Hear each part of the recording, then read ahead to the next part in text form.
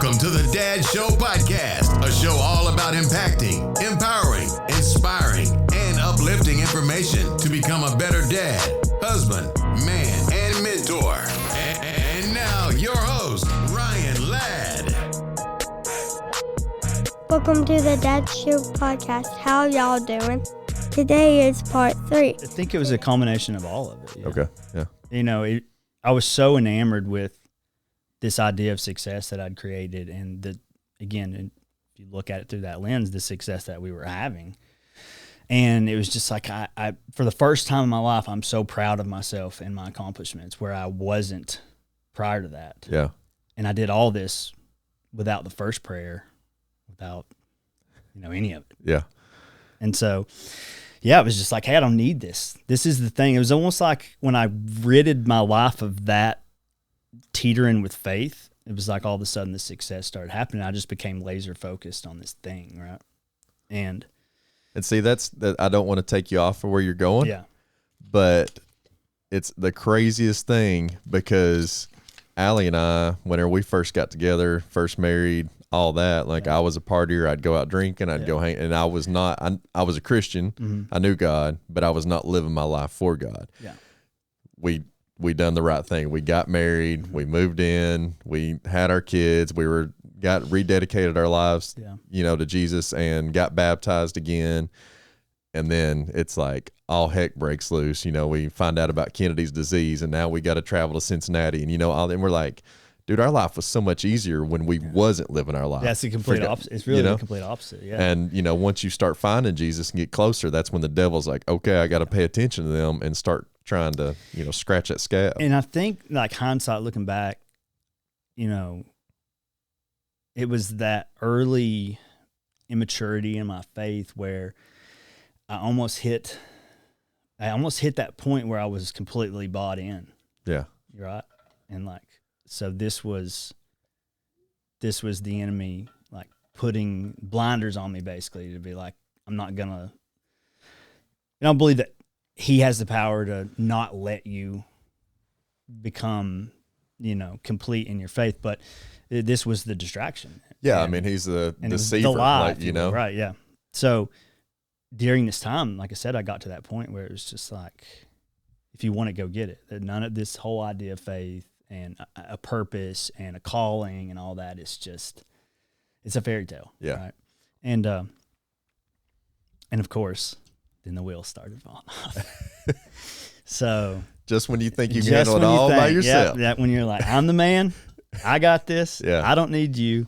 And then, like I said, I vividly remember having these conversations with Kaylee. And when the wheels started to fall off, man, the wheels fell off. Like it was just like the peak of success. And then you wake up one day and it's just under attack. And then so again, hindsight, it's like, I felt like, God finally got to the point where he's like, I've had enough, if that's the direction you want to go, I'm going to essentially give you one more chance. And it's, I didn't want to have to get to this point, but to get my attention, it had to be dramatic because, like I said, the grind had become so extensive and the inability to accept no had become so intense that he had to really get my attention. The little things, the little bumps in the road were no longer cutting it. Yeah. During this time to circle back to, and actually go back even previously, like I've always, I've always been a partier as well, and really struggled with alcohol at a time. I struggled with depression, anxiety, all these things, all through the early days of college. Again, so much so in 2011, I tried to take my own life.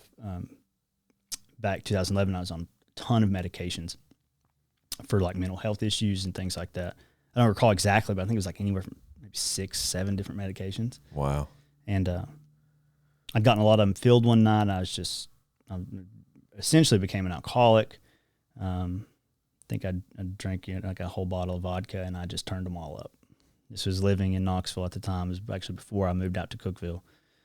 I was living with my cousin, and she came back to the house and actually found me there. And then, obviously ended up going to the emergency room, and that was a whole big thing. I didn't know that. Yeah, so I was suicidal probably throughout pretty much all of my early 20s. Again, just in this, like, just lost, really. I mean, that's really the best way to put it. Yeah. I knew what I needed to be doing. I grew up in church. I knew the word. I knew who Jesus was. I knew, all those things, but I never really wanted to accept it, Yeah. And that's where I go back to, like, as things got difficult, I feel like I really just used it. I was using it like I used everything else, whether it was drugs or alcohol or girls or whatever it might be. And, that, again, took me through. And so, again, it goes back to, like, when I started to come out of that and I graduated college and I found Kaylee and then found success and all these things, you can kind of see naturally how I reached this point of, like, hey, when I decided one day, because when I came off the medication, it wasn't the way it should have been done. I just finally had gotten to the point where I woke up and I'm done doing this. Yeah. And I just quit. Yeah. I uprooted from Knoxville. Again, wasn't doing good in college, and that's how I ended up in Cookeville. When I moved out to Cookeville, I moved out there knowing no one, like literally zero people. My brother was out there and my sister-in-law. And I just moved out there and I said, I got to reset and start over. And so from leaving and going out there to then, fast forward 2016, 2017, and having just felt like, hey, I did this, Yeah. And so again, that's where a lot of that came to be. But again, go back when I say, like, the wheels fell off. I mean, they fell off. Before we continue that, though, I kind of I don't want to just skip over what we just talked about, because I probably should have started with all that. No. I'm a little scattered all over the place, but you're good. And we're going to, I don't know how many minutes into this podcast, people that are listening, we're going to chase some rabbits down this. Okay, and I promise you, we may not answer questions. And this may end up being a 3-hour podcast. I don't know. We'll break it up. We may end up having to do it again and put it into a sessioning order. No, we're good. We're good. We'll do all that in the post. But so there's a ton of people that, wrestle with depression, that wrestle with anxiety, with stress, and, just the everyday pressures of life, man. And so you going to the point of wanting to take your own life, man. I don't want to skip over that. Yeah. So, like, help the people that are listening. Obviously you got to the worst part and point in your life that you're like, this is not where I want to be. Right. Whether I go to heaven or hell, I just want to get out of this world. Yes. And so, I'm a firefighter EMT. I've ran a lot of those calls. I've seen a lot of those people. And so some of them didn't make it out. Right.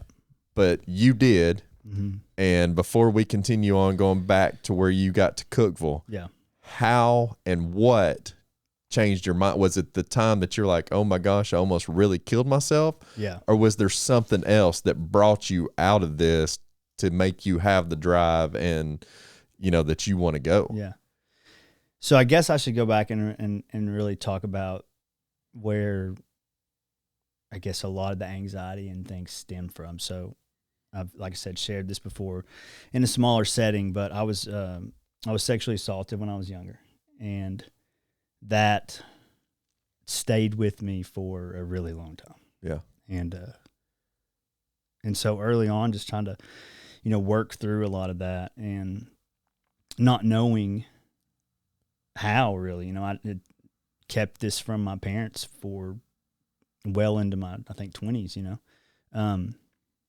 and so there was just a lot of anxiety in life in general, because of that. Yeah. And, that just kept piling on top because you were harboring it. Yeah, it just kept piling on as I didn't know how to deal with it. And,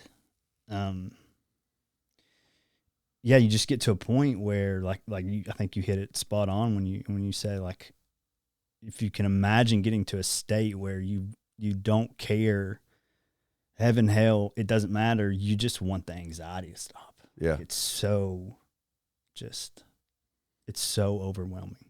And I remember getting there multiple times, And so when I started really struggling, like with alcohol or drugs or whatever it may be, like any typical case, like that was just a momentary fix to just numb everything else, just to distract, just to get out of your own way, to get out of your own head. To, it's really hard to be anxious when you're so drunk you can't even remember being anxious. So, but let's hit on that. Yeah. So the people that are out there that are trying to find that, it comes back. Mm-hmm. Yes, you can get drunk, you can get high, you can pass out and everything else. But when you wake up, I mean, and that's a continuous cycle that 100%. Needs to be broken because it's not going to go away. It's not going to go away. And it's, it's since been described to me as any other illness. Like